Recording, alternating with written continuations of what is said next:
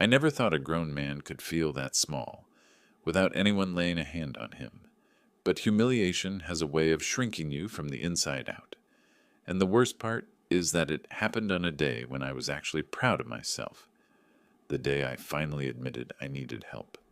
The disability check wasn't some free ride or golden ticket. It was barely enough to cover groceries for a week. But after months of waking up with a back so stiff I had to roll out of bed sideways, after hearing my doctor tell me I was 2 lifted pallets away from permanent nerve damage, that check felt like a lifeline. A tiny one, but still a lifeline.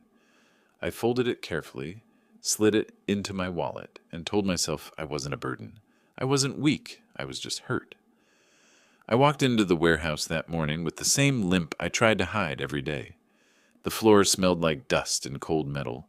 Forklifts buzzed in lazy circles, and everyone looked tired before the shift even started. It was ordinary, familiar, safe enough. Then lunchtime came and everything shifted. We were in the break room, the one with flickering lights and a vending machine that ate dollar bills like it was starving.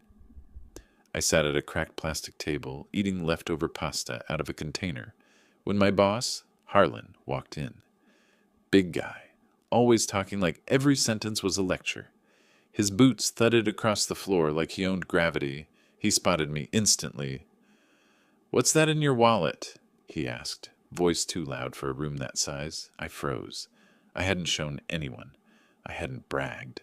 I didn't even open the envelope in front of people. "It's nothing," I said. He reached out faster than I expected and pulled the folded paper from my hand. I felt something in my chest tighten. Fear, embarrassment, something nameless. But before I could react, he unfolded the check right there in front of everyone, heating up microwaved burritos and scrolling through their phones. "A disability check?" he announced. "Seriously?" The room went quiet. Even the microwave beeped like it wanted to leave. I swallowed hard. "Harlan, give it back." He held it up like a trophy.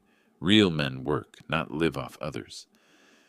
The words hit harder than the injury that put me on light duty. He didn't yell them. He didn't spit them. He just said them with this smug certainty, like he genuinely believed he was teaching me a life lesson. Then, right there, in front of my coworkers, guys I'd hauled pallets with, joked with, covered shifts for, he tore the check in half, then into quarters, then into shreds small enough to snow from his hand. Paper drifted to the floor like ashes. My ears rang. My throat felt tight. I wasn't angry yet, just stunned, like my brain hadn't caught up to my body. No one said a word. Mark stared at his lunch. Luis looked at the wall. Even people who liked me avoided my eyes. No one wanted to be next. Harlan brushed his hands off, the way someone does after killing a bug. "You don't need disability," he said. "You need discipline." He walked out of the room, not even glancing back. The door swung shut behind him, and the silence he left was worse than the words. I bent down, picked up the shredded pieces, and held them in both hands. My fingers were shaking. I didn't know if it was rage or humiliation or the fact that someone had just destroyed something that was supposed to keep me alive this month. I kept my head down.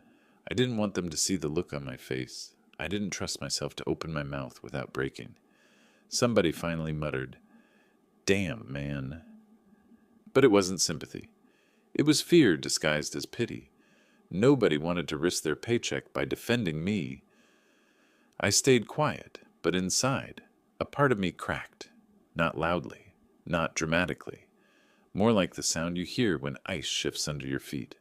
A warning, subtle at first. When the break ended, I walked past Harlan's office, and that's when I noticed something I'd never paid attention to before. A stack of timesheets on his desk, all signed, all neat, all too neat.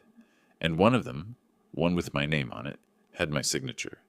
Only I'd never signed it. I didn't know it yet, but that tiny detail would end up costing him everything. But right then, I just needed to breathe. The thing about humiliation is that it doesn't fade. It hardens. It settles under your ribs and waits for the next hit, so it can burn hotter. And after Harlan ripped up my check, everything he did seemed sharper, louder, harder to ignore, not because he suddenly changed, but because I finally saw him clearly. The next morning I walked into the warehouse early. The lights were still warming up, buzzing overhead like a nest of angry insects. I headed to my station and found a clipboard lying on top of the pallets I was supposed to inspect. It had the previous week's timesheets, mine included. There was my name, perfect handwriting, perfect signature, not mine. I wasn't surprised, just awake in a way I hadn't been before. My hands tightened around the clipboard. My signature had always looked sloppy because writing hurt my wrist. But this signature? Smooth, confident. Someone had practiced it. "Morning," Luis Yu said behind me, voice low, cautious, like he didn't want to draw attention. "Morning," I answered. He hesitated, then nodded at the clipboard. "Did you, sign off on that overtime last week?" I looked at him. He looked away. "No," I said. He exhaled slowly, the kind of breath someone releases after holding it for too long. "You're not the only one." I waited for him to say more, but he didn't. He just adjusted his gloves and walked toward his forklift, shoulders hunched like he was carrying something heavy that no one could see. And I realized he wasn't being cryptic. He was being careful. Fear makes people quiet. I carried the clipboard into the office wing. The carpet smelled like dust and spilled coffee. Harlan's door was open. He was leaning back in his chair with his boots on the desk, talking on the phone, laughing like someone who didn't know what shame felt like. "Yeah, I told him if he wants a payday, he can start lifting like he used to. He's milking that injury." He stopped when he saw me. "Gotta call you back." He hung up, slow and irritated, like I'd interrupted his victory lap. "Something you need?" he asked. I held up the clipboard. "There's a signature on my sheet." "So? So it's not mine?" He shrugged. "Maybe you forgot." "I don't forget signing my name." "Look," he said, standing up, walking toward me, crowding the space between us like he needed to remind me who was bigger. "This place runs on trust. Sometimes things get busy, and sometimes people authorize things to keep the line moving. That's not your concern. It is if it's my signature." He stepped in closer. "You think I'm forging paperwork to steal from you?" I didn't answer. That was answer enough. His jaw tightened, and for a moment I saw something slip. Something nasty, like a crack in the mask he wore every day. He leaned in until I could smell the coffee on his breath. "You keep your head down and do your job," he said quietly, "or you're going to find out how fast a grown man can lose everything." He walked past me, patting my shoulder like I should thank him. I stood there, thinking about how easily he'd ripped up a check that wasn't even his. Of course he'd forge signatures. Of course he'd fudge hours. He worked like the rules were decorations. 2 hours into the shift, Mark found me by the loading dock. He kept his voice low. "Harlan rode your ass again." I didn't respond, but that was enough.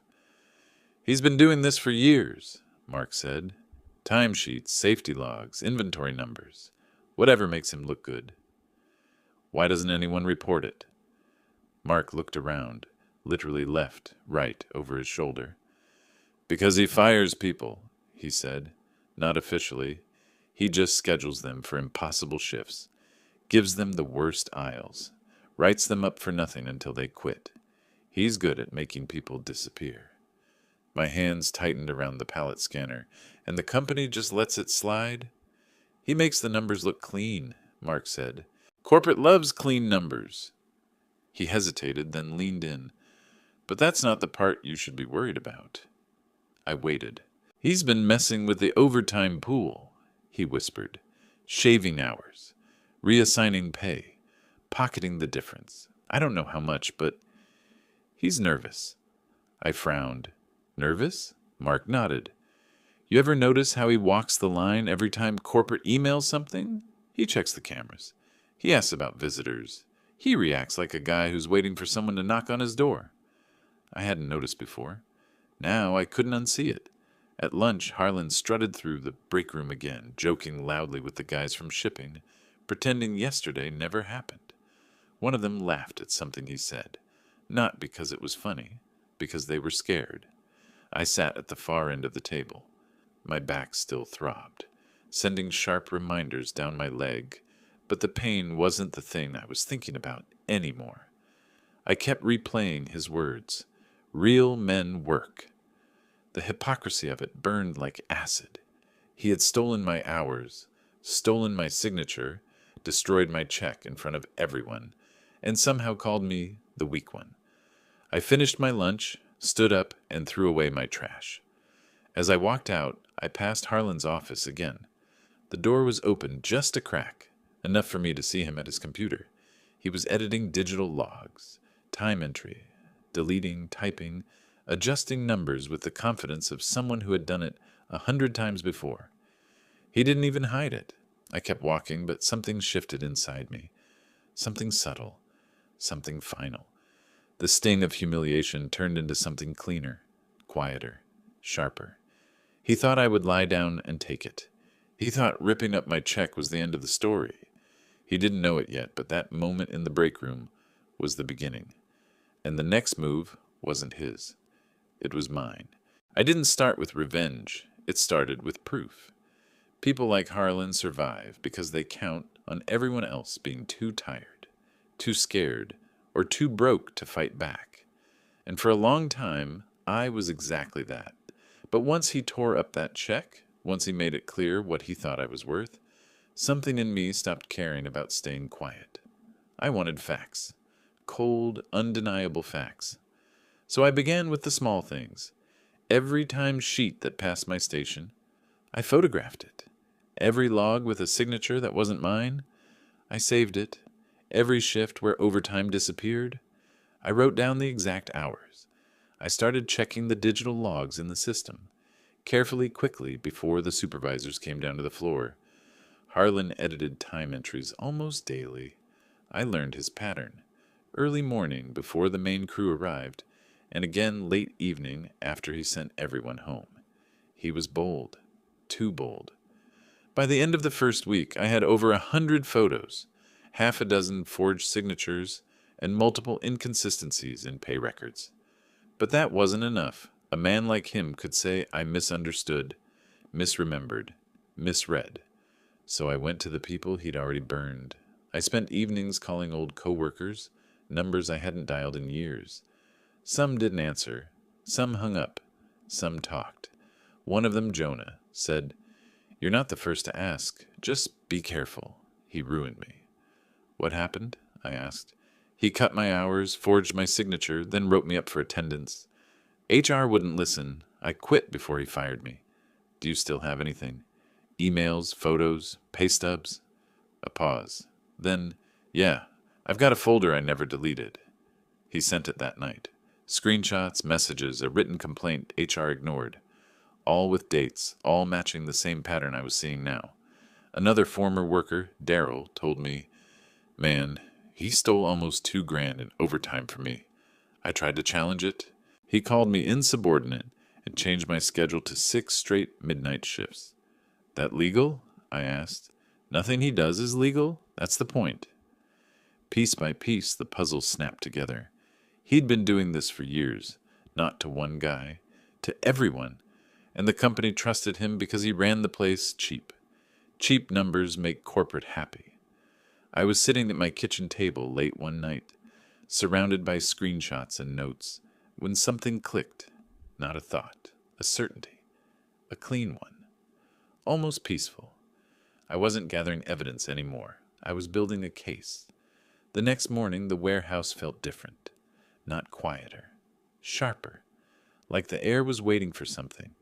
Even the forklifts sounded impatient. Harlan must have felt it too, because he hovered more than usual. He walked the aisles with his hands behind his back, like a prison warden. He stopped by my station twice. The second time, he pointed at the pallets. "You're slow today," he said. "Back's worse," I answered. He smirked. "Real men work through it." I didn't react. He wanted a reaction. Instead, I scanned another pallet. Calm, steady, like I wasn't recording every word in the back of my mind. Around noon, he cornered Mark by the racks and chewed him out over a mislabeled box. He raised his voice, loud enough for the entire floor to hear, making a show of it. Mark stood there stiff, jaw tight, taking it. Harlan loved an audience, but something in his eyes was off. The same kind of off you see in an animal that senses a predator, but can't tell where it's coming from. That night, I organized everything. Photos, testimonies, dates, times. I backed it up twice. Once to a hard drive, once to a cloud folder he could never reach. Then I wrote a concise, detailed report with every violation, every forged document, every instance of retaliation. The next morning, I sent it, not to HR, not to corporate, to the State Labor Board and to the company's internal compliance office and to the payroll auditing department, all at once. Then I went to work like it was any other day. Around 10:15 a.m., 3 people in suits walked in through the main doors. Not visitors, not sales reps, inspectors. They had clipboards, badges, and serious faces that didn't hide curiosity. Someone whispered, "What's happening?" Someone else said, "Inspection?" Harlan walked out of his office, face pale, shoulders stiff. He tried to smile. It looked painful. "Morning," he said. "Didn't know we were expecting guests." "We notified corporate," one inspector replied. "They signed off on a full audit." Corporate. That word hit him harder than a punch. He ushered them inside, shutting his office door behind him. The blinds rattled. For the next 2 hours, everyone worked quietly, listening for whatever was happening on the other side of that wall. Eventually, the door opened. One inspector held a stack of timesheets. Another held a laptop. The third held a printout of payroll discrepancies. Their expressions were made of stone. Harlan followed behind, sweating through his shirt. The inspectors walked the floor, talked to employees, asked questions, compared signatures, compared records. None of it went his way. At one point, I saw them show him one of the sheets with the forged signature, mine, and watched his face clench like someone had yanked a nerve. He didn't look at me. He barely blinked. The chaos was quiet, but it was chaos all the same. Paperwork being reviewed, questions being asked, numbers being matched against numbers, and Harlan spiraling, not shouting now, not towering, not mocking, shrinking. When the inspectors finally gathered their things, one of them said something low to him. He stiffened. They walked out. Harlan went back into his office and slammed the door so hard the wall shook. 10 minutes later, the regional manager showed up. 20 minutes after that, voices rose behind the office windows. Sharp, clipped, unmistakably angry. And when the door opened again, Harlan came out with his jaw clenched and his face gray. He wasn't wearing his badge. He wasn't holding his keys. He wasn't the boss anymore. He walked past us without a word, without a glance, like he couldn't afford to let anyone see his expression. I watched him push through the warehouse doors and disappear into daylight, and for the first time since the break room incident, the tight band around my chest loosened. Not because he was gone, because he could never touch me again. And in that moment, for the first time in months, I felt something that resembled breath. The warehouse felt different the next morning, not quieter, lighter, like someone had opened a window after months of stale air. For the first time in a long time, people walked in without bracing themselves. Conversations were normal again, not whispered. Even the forklifts sounded less angry. Harlan didn't show up. His office stayed dark, his nameplate missing, his mug gone. Someone must have taken it home for him because he didn't walk back through those doors. Not that anyone expected him to. By noon, the regional manager gathered us in the break room. He stood stiff, corporate smile in place, the kind they use when they want you to feel safe, but not ask questions. "I want to address what happened yesterday," he said.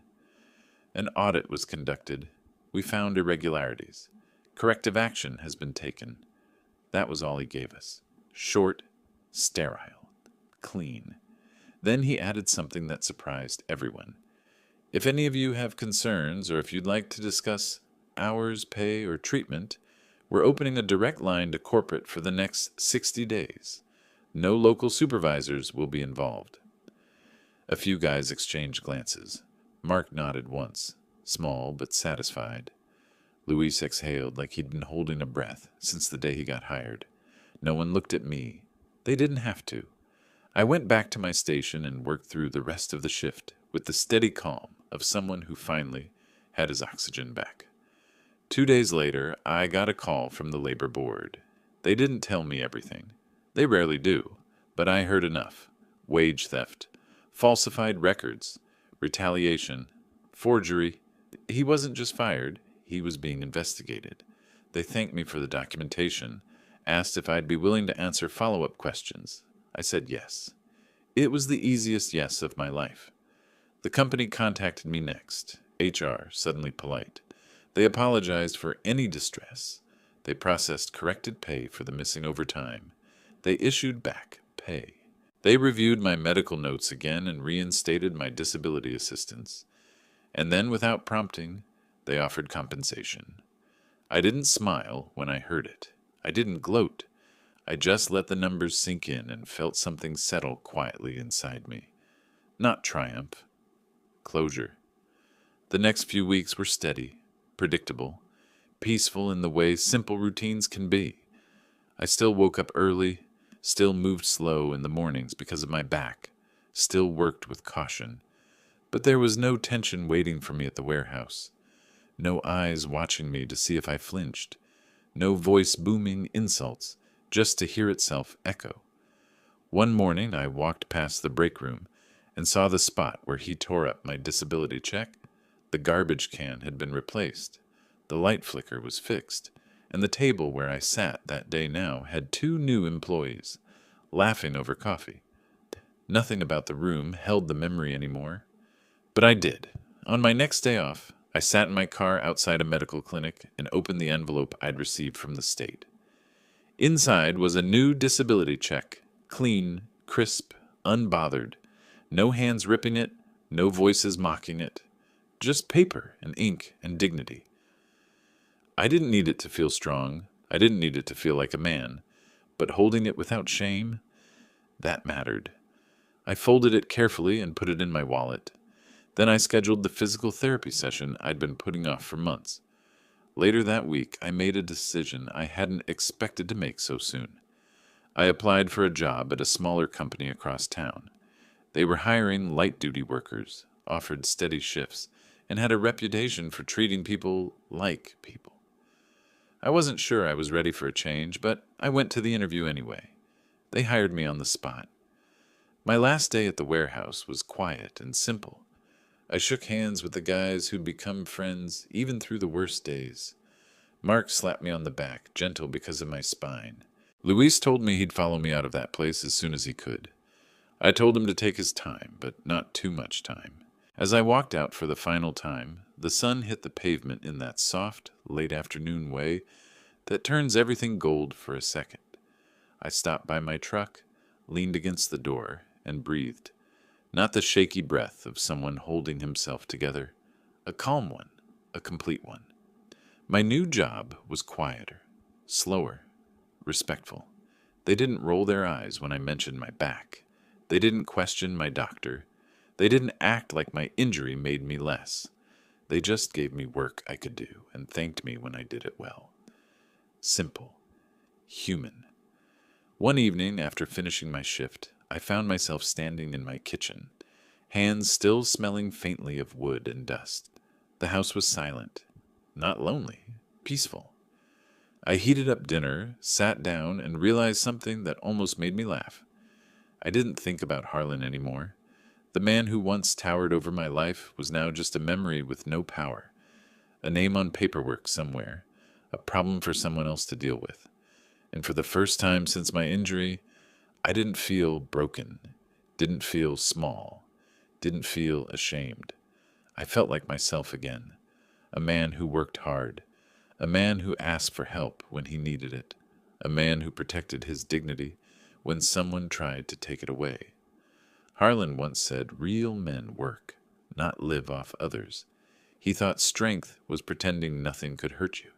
He thought power was humiliating people who couldn't fight back. He thought masculinity was loud and cruel. He was wrong. Real men don't let themselves be destroyed. Real men don't bow to cowards. Real men get back up, and I did. I locked the door behind me, turned off the kitchen light, and let the quiet of my life settle around me like something earned. For the first time in a long time, I wasn't surviving. I was living.